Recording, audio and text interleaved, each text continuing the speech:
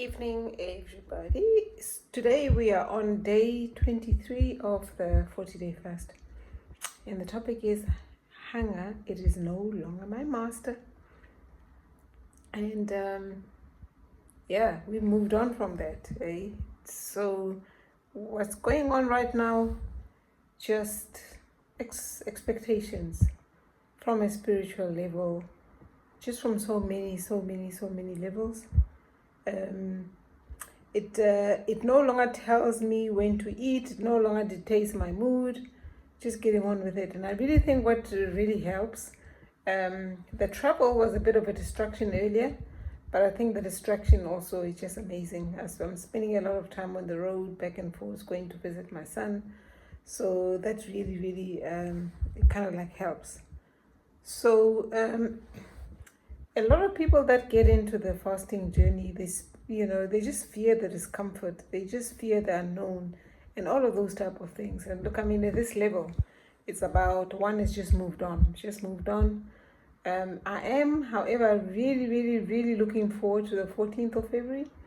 That's the day I'm going to break my fast. And there's always this planning that goes with it. What are you going to have?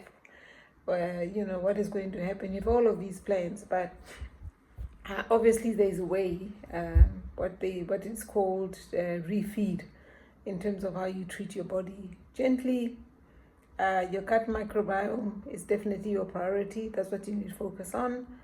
I do have a meal in mind, and it's funny, every single time I break my fast, it's always the first thing that comes into mind. There's this like a sour porridge called ding. It's been fermenting for quite some time, so the fermentation is amazing, as well as organ meat. Tripe, as some people would actually call it. I absolutely love it. I mean, after fast, it's just the one thing. I mean, outside of that, one looks at bone broth to start with. Some people love their sauerkraut. I'm not a fan of sauerkraut. But the options are many. And here's what's interesting. You have all of these visions about what it is that you're going to eat. And then come the day, appetite is just not there. It is just not there. I've had those experiences. So, but anyway, be that as it may, I'm sort of recovered from that exhaustion from yesterday. I actually slept until very late. Thank goodness for being on leave. My scripture for the day, I have learned to be content whatever the circumstances. And this is from Philippians 4, chapter 11. Contentment is the end of hunger's authority. Not fullness, contentment. Yeah, we are on day 23 or 40. I cannot wait. So tomorrow I'm traveling back home just to get into my routine, be able to get back into my scale and start weighing. And just to give you some update. What else do we have to share here? There's actually another scripture that I can see here. Let me see. Better a patient person than a warrior, one with self-control than one that takes over the city. Yeah. Good times, guys. Good times. So just a brief reminder why I'm doing this. This is a spiritual fast, I think, beyond anything. In terms of weight loss, when I started this journey, I was weighing about 670.5. I always gain weight in December because of the festivities, the cooking. I have lost all of that weight anyway. I'm sitting at about 65 kilograms at the moment. So now it's about moving to that next realm. Spiritual fulfillment. I pray quite a bit every day, have a lot of wishes, a lot of things that I really look forward to accomplishing this year. So this is just a really amazing way to start this journey. In 2023, I embarked on a weight loss journey. It was not a diet. There is a difference. And the 15th of January, I lost, between that period, 15th of January, the target was my birthday, which is the 23rd of April. I had the intention was to get to my BMI, and what body mass index is, they actually take your height vis-a-vis your weight and there's a determination. There's a lot of these calculators online that you can use. And then you basically work out what your ideal weight is. And mine is specified as 68 based on my height. And so I started at 95. So I was able to lose 30 kilograms within that space of time. And I've maintained from 95, 65 is my base point. That's what I typically call it.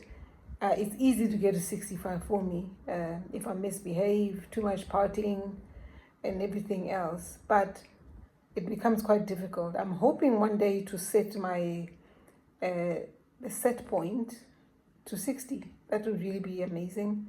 I can just only imagine how that would feel, but it just feels real and unrealistic, you know.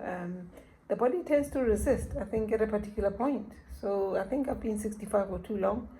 Trying to push it to 60 might be difficult. However, after this fast, I'm going full on into the gym. One of the things that I do avoid when I'm fasting is straining the body. You know, you hear all sorts of stories about these athletes that really stretch themselves and they have heart attacks. Yeah, I'll be all right. I'll start the weight training. I'll start that, I think, after when I break my fast. And in that way, I'll just feel better. I'll feel safer. Right now, I do not want to deplete the already low energy levels, you know, that I have. Yeah, I wanted to give you that feedback. And if you like this channel, like and subscribe and tell a lot of people about the fasting journey. It's just amazing, just amazing. Remember what I always say, human beings are really created for feasting and famine, not grazing in between like cows. Let's eat less more often. It's a lie, guys. It's a lie. By doing so, you constantly raise your blood sugar level in your body, ultimately becoming insulin resistant, and the body just stores, your food, that you consume gets stored, as fat. You don't want to do that. You want to eat within an eating window. I always stress on that, an eating window. Determine what your eating window is. It might be between 10 o'clock and 6 o'clock, 12 o'clock or 6 o'clock. And the smaller the window, the bigger your fasting period. Remember, the bulk of your fasting takes place while you sleep. So I really encourage that. Plan every single thing that you do, not only in your life, your meals. When are you going to have the first meal? When are you going to have a snack? When are you going to have the last meal? And always make sure that the last meal that you have must be at least 2 to 3 hours before you go to bed. Try your best in maintaining that. So eating window, guys, is really, really, really critical.